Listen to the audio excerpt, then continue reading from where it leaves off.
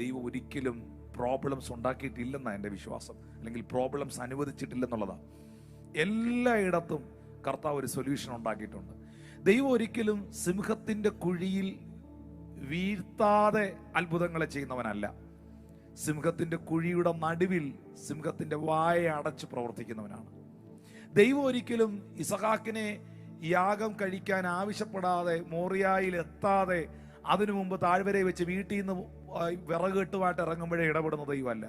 അതിൻ്റെ മുകളിൽ വെച്ച് ദൈവം ഇടപെട്ടവനായ ദൈവമാണ്. ഞാൻ എല്ലാ മിറക്കിളുകളും അങ്ങനെയാണ് കാണുന്നത്. ചെങ്കടലിൻ്റെ മുമ്പിൽ എത്തുന്നതിന് മുമ്പ് 10 കിലോമീറ്റർ ഇപ്പുറത്ത് വെച്ച് ദൈവം ചെങ്കടൽ വിഭാഗിച്ചിട്ട്, നമ്മൾ പറയത്തില്ലേ, ബെഡൊക്കെ ഒന്ന് റെഡിയാക്കി ഇട്ടേക്കണേ, ഫുഡൊക്കെ ഒരുക്കി വെച്ചേക്കണേ, ഞങ്ങൾ അങ്ങോട്ട് വരിക എന്ന് പറയുമ്പോൾ എല്ലാം ഒരുക്കി വിരിച്ചിട്ടിരിക്കുന്ന പോലെ ചെയ്യുന്നവനല്ല ദൈവം. അവർ വന്ന് അവിടെ നിൽക്കുമ്പോൾ എങ്ങനെ ഞാൻ മുന്നോട്ട് പോകും എന്ന് ചിന്തിച്ച സാഹചര്യത്തിൽ ദൈവം അത്ഭുതത്തെ ചെയ്തു. സിംഹത്തിന്റെ കുഴിയിൽ ദാനിയേൽ വീണപ്പോൾ സിംഹത്തിന്റെ വാ ദൈവം അടച്ചു. നേരത്തെ സിംഹത്തെ അങ്ങ് ഉറങ്ങിപ്പോയി, എല്ലാവരും പോയി കിടന്ന് ഉറങ്ങിയാട്ടെ എന്ന് ദൈവം പറഞ്ഞില്ല. സിംഹത്തിന്റെ കുഴിയിൽ വീണു.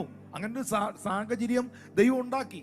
പക്ഷെ അതിന്റെ മധ്യേങ്കിൽ ദൈവം പ്രവർത്തിച്ചു എന്നുള്ളതാണ് നാം അത് മനസ്സിലാക്കേണ്ട ഒരു സത്യമാണ് പ്രിയപ്പെട്ടവർ. ജീവിതത്തിൽ ഒരു പ്രതിസന്ധി ഉണ്ടോ, ഒരു പ്രതികൂലം ഉണ്ടോ, ഒരു വെല്ലുവിളി ഉണ്ടോ, അതിലൂടെ നിങ്ങൾ ആരെങ്കിലും കടന്നു പോകുന്നുണ്ടോ? എന്താ കർത്താവ് ഈ പ്രതികൂലം വരുത്താതെ, ഈ പ്രശ്നം എൻ്റെ ജീവിതത്തെ അനുവദിക്കാതെ, ഇത് വരാതെ നേരത്തെ നിനക്കങ്ങ് ഇത് തടഞ്ഞുകൂടായിരുന്നോ?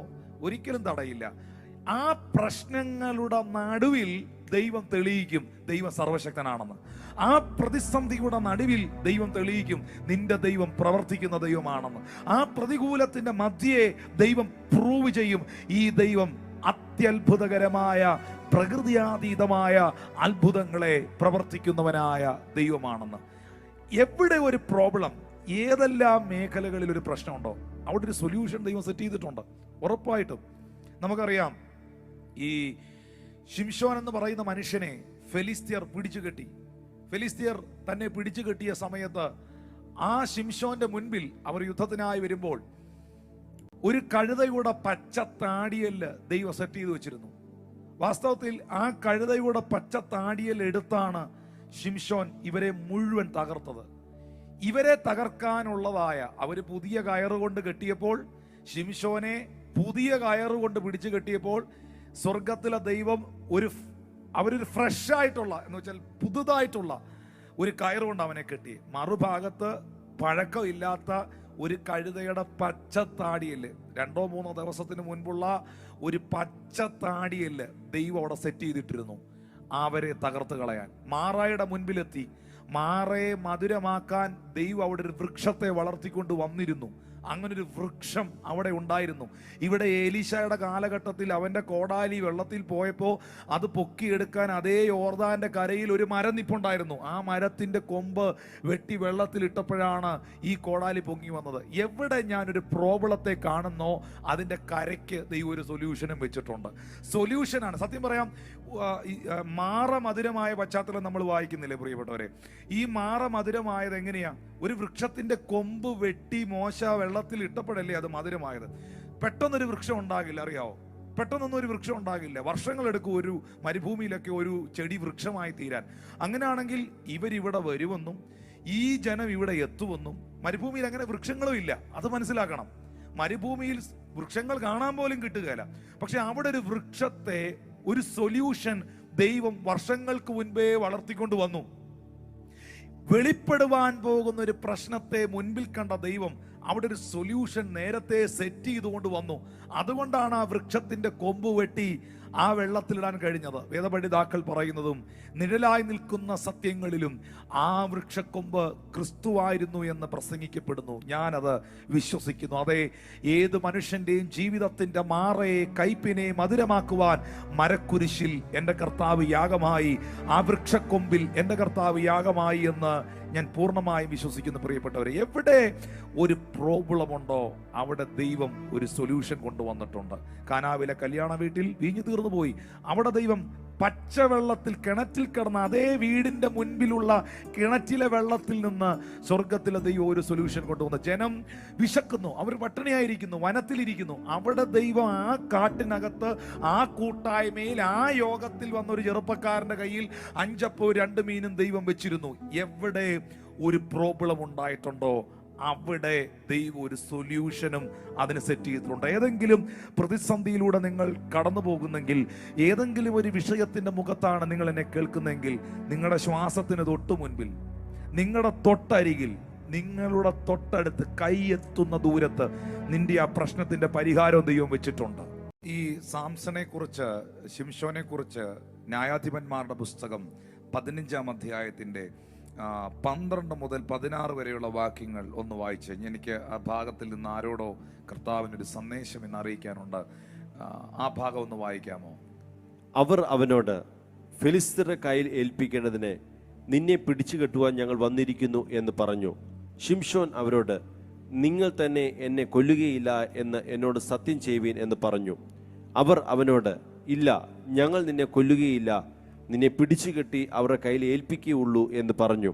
അങ്ങനെ അവർ 2 പുതിയ കയറുകൊണ്ട് അവനെ കെട്ടി പാറയിൽ നിന്ന് കൊണ്ടുപോയി. അവൻ ലേഹിയിലെത്തിയപ്പോൾ ഫെലിസ്ത്യർ അവനെ കണ്ടിട്ട് ആർത്തു. അപ്പോൾ യഹോവയുടെ ആത്മാവ് അവൻ്റെ മേൽ വന്ന് അവൻ്റെ കൈ കെട്ടിയിരുന്ന കയറ് തീ കൊണ്ട് കരിഞ്ഞ് ചണനൂൽ പോലെ ആയി. അവൻ്റെ ബന്ധനങ്ങൾ കൈമേൽ നിന്ന് ദ്രവിച്ചു പോയി. അവൻ ഒരു കഴുതയുടെ പച്ചത്താടി എല്ല് കണ്ടു, കൈ നീട്ടി എടുത്ത് അതുകൊണ്ട് 1000 പേരെ കൊന്നു കളഞ്ഞു. ഇപ്പൊ ഒരു പ്രോബ്ലം ഒരിടത്തുണ്ടെങ്കിൽ അവിടെ തന്നെ ദൈവം സൊല്യൂഷനും വെച്ചിട്ടുണ്ടെന്ന് ഞാൻ പറഞ്ഞല്ലോ. അവനൊരു കഴുതയുടെ പച്ചത്താടി എല്ല് കണ്ടു, കൈ നീട്ടി എടുത്തു എന്ന് പറഞ്ഞാൽ, ഞാൻ നേരത്തെ നിങ്ങളോട് പറഞ്ഞു, നിങ്ങളുടെ കൈദൂരത്തിൽ, നിങ്ങളുടെ ശ്വാസത്തിനരികിൽ നിങ്ങളുടെ വിടുതലിൻ്റെ, നിങ്ങളുടെ നന്മയുടെ കാര്യങ്ങൾ ദൈവം ഒരുക്കി വെച്ചിട്ടുണ്ടെന്ന് ഞാൻ പറഞ്ഞില്ലേ. ഒരു കൈ ദൂരത്ത് ഇവരെ തകർക്കുവാനുള്ള ആയുധം ദൈവം സെറ്റ് ചെയ്ത് വെച്ചിരുന്നു. അവനത് കൈ നീട്ടി എടുത്തു എന്നാണ് അവിടെ എഴുതിയിരിക്കുന്നത്. ഇതേ ശിംശോന്റെ ജീവിതത്തിൽ അതിൻ്റെ, എനിക്ക് തോന്നുന്നു 14-ാം അധ്യായത്തിലാണെന്ന് തോന്നുന്നു, 14-ാം അധ്യായത്തിൻ്റെ 4 മുതൽ 9 വരെയുള്ള ഭാഗങ്ങൾ വായിക്കുമ്പോൾ അവിടെ എഴുതിയിട്ടുണ്ട്, ഇത് യഹോവയാൽ ഉണ്ടായതെന്ന് അവന്റെ അപ്പനും അമ്മയും അറിഞ്ഞില്ല. അവൻ ഫെലിസ്ത്യരുടെ നേരെ അവസരം അന്വേഷിക്കുകയായിരുന്നു. ആ കാലത്ത് ഫെലിസ്ത്യരായിരുന്നു ഇസ്രായേലിനെ വാണിരുന്നത്. അങ്ങനെ ശിംശോനും അവന്റെ അപ്പനും അമ്മയും തിമ്നയിലേക്ക് പോയി. തിമ്നയ്ക്കരികെയുള്ള മുന്തിരിത്തോട്ടങ്ങൾ എത്തിയപ്പോൾ ഒരു ബാലസിംഹം ശിംശോന്റെ അപ്പനും അമ്മയും തിമ്നയിലേക്ക് പോകുന്നു. അവരൊരു മുന്തിരിത്തോട്ടത്തിനരികിൽ എത്തിയപ്പോൾ ഒരു ബാലസിംഹം അവരുടെ നേരെ അലറിക്കൊണ്ടുവരികയാണ്. 6-ാമത്തെ വാക്യത്തിൽ എഴുതിയിരിക്കുകയാണ്, അപ്പോൾ യഹോവയുടെ ആത്മാവ് അവന്റെ മേൽ വന്നു, കയ്യിൽ ഒന്നുമില്ലാതിരിക്കെ അവൻ അതിനെ ഒരു ആട്ടിൻകുട്ടി പോലെ കീറിക്കളഞ്ഞു. അപ്പോൾ യഹോവയുടെ ആത്മാവ് അവന്റെ മേൽ വന്നു, കയ്യിൽ ഒന്നുമില്ലാതിരിക്കെ അവൻ അതിനെ ഒരു ആട്ടിൻകുട്ടിയെ പോലെ കീറിക്കളഞ്ഞു. താൻ ചെയ്തത് അപ്പനോടും അമ്മയോടും പറഞ്ഞില്ല. ചെവി അറിയാതെ അവിടെ ഒരു അത്ഭുതം നടന്നു. ഇനി നിങ്ങൾ ശ്രദ്ധിച്ചോണം, ഒരാള് ഒരു സിംഹത്തെ ഒരു ആട്ടിൻകുട്ടിയെ പോലെ എടുത്ത് കുടഞ്ഞ് വലിച്ച് കീറി എറിയുക എന്ന് പറയുന്നത് മനുഷ്യബുദ്ധിക്ക് വല്ല എത്തും പിടിയും കിട്ടുന്ന കാര്യമാണോ? ചിന്തിക്കാൻ പറ്റുന്നതാണോ? 7-ാമത്തെ വാക്യം നിങ്ങൾ നോക്കി, അവിടെ എഴുതിയിരിക്കുകയാണ്, പിന്നെ അവൻ ചെന്ന് ആ സ്ത്രീയോട് സംസാരിച്ചു, അവളെ ശിംശോന് ബോധിച്ചു. 8-ാമത്തെ വാക്യത്തിലേക്ക് വരുമ്പോൾ, താഴോട്ടുള്ള ഭാഗ്യത്തിൽ 8-9 വാക്യത്തിലേക്ക് വരുമ്പോൾ, കുറേ കാലം കഴിഞ്ഞിട്ട്, അങ്ങനെയല്ലേ എഴുതിയിരിക്കുന്നത്, കുറേ കാലം കഴിഞ്ഞ ശേഷം അവൻ അവളെ വിവാഹം കഴിക്കാൻ തിരികെ പോകുമ്പോൾ, പ്രിയപ്പെട്ടവരെ, ശിംശോന് ഒരു വിവാഹാലോചനയ്ക്കായി പെണ്ണ് കാണാനായിട്ട് തിമ്നയിലേക്ക് പോകുന്ന വഴിക്കാണ് ഈ സംഭവം നടക്കുന്നത്. എന്നിട്ട് ആ പെണ്ണൊക്കെ കണ്ടു കഴിഞ്ഞ് കല്യാണമെല്ലാം സെറ്റാക്കി വിവാഹം കഴിക്കാനായിട്ട് അതുവഴി പോകുമ്പോൾ ആ ശിംശോൻ അന്ന് വലിച്ചു കീറി കളഞ്ഞ ആ സിംഹം എങ്ങനെയുണ്ടെന്ന് നോക്കേണ്ടതിന് അവിടോട്ട് ചെന്നു. സിംഹത്തിൻ്റെ ഉടലിനകത്ത് തേനീച്ചക്കൂട്ടവും തേനും കണ്ടു. നിങ്ങളൊന്ന് ശ്രദ്ധിക്കണേ പ്ലീസ്. 9-ാമത്തെ വാക്യത്തിൽ എഴുതിയിരിക്കുകയാണ്, അവനത് കയ്യിലെടുത്ത് തിന്നും കൊണ്ട് നടന്നു.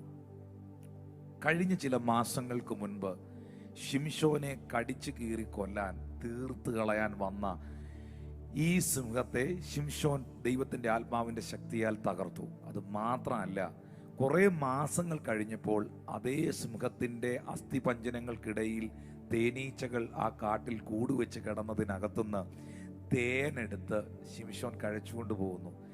ഇതിനകത്തൊക്കെ എനിക്ക് കാണാൻ പറ്റുന്നൊരു സന്ദേശമുണ്ട്. നിന്നെ വേദനിപ്പിക്കുവാൻ, നിന്നെ തകർത്ത് കളയുവാൻ, നിനക്ക് കൈപ്പേറിയ അനുഭവങ്ങൾ ഉണ്ടാക്കുവാൻ നിന്റെ മുമ്പിൽ വന്ന സാഹചര്യങ്ങളെ പിന്നത്തേതിൽ തേൻ പോലെ മധുരിപ്പിക്കുന്ന അനുഭവങ്ങളാക്കി, മധുരമുള്ള അനുഭവങ്ങളാക്കി മാറ്റുവാൻ നിന്റെ മേളിൽ വന്നിരിക്കുന്ന ദൈവത്തിൻ്റെ ആത്മാവിന് കഴിയും. ഇത് ഈ സന്ദേശം ചിലരോടുള്ള ദൈവികമായ ആലോചനയാണ് പ്രിയപ്പെട്ടവരെ. ഒരു സമയത്ത് നിന്നെ കടിച്ചു കീറാൻ, നിന്നെ തീർത്ത് കളയാൻ, നിന്നെ ഇല്ലാതാക്കാൻ അലറിക്കൊണ്ടു വന്ന പല പ്രശ്നങ്ങളും അടുത്ത ദിവസങ്ങളിൽ, വരുന്ന നാളുകളിൽ നിന്റെ ജീവിതത്തിൽ മധുരമുള്ള അനുഭവങ്ങളാക്കി ദൈവം മാറ്റിയിരിക്കും. ഈ ദൂത് ഏറ്റെടുക്കുന്നവർ, ഈ ലൈവ് കാണുന്നവർ അതിനൊരു ആമീൻ പറഞ്ഞേ. അതല്ലേ വാസ്തവത്തിൽ ഈ ശിംശോന്റെ ജീവിതത്തിൽ ഇവിടെ നടന്നത്? യഥാർത്ഥമായി സംഭവിച്ചത് അതുതന്നെയാണ്.